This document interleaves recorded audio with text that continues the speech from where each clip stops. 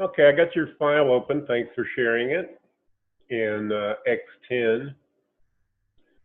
Click on your cabinet in an elevation camera and open the dialog box. We'll click on that just to select that area. And it's a drawer double. That's fine. If you want 3 drawers here, I assume that's what you're talking about.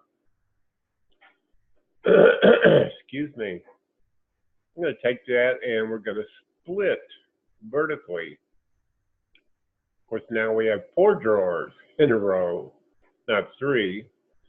I'm going to take this one. Excuse me. When you get old, you get slim, you have to clear your throat. Any of you guys who that drives you nuts, I'm sorry. Okay, I'm going to select this and make it a drawer. Now we have 3 in a row.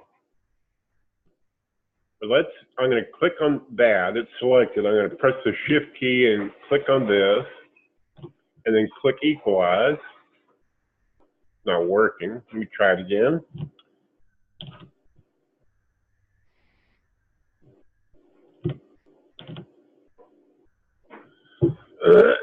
Excuse me. Well, that's not working. God bless it. Let's try another tack. I'm going to make this a drawer. Take this and we'll split it vertically. Again, I'm going to try, click here, press the Shift key, click that, click Equalize. No, it's not working. Okay, let's see. There's a width, item width. Oh, good.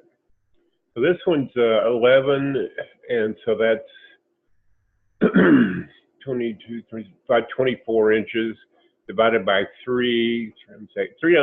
So we want this 8 inches wide. And then we want this one 8 inches wide. Voila. Now we have 3 equal drawers in a row.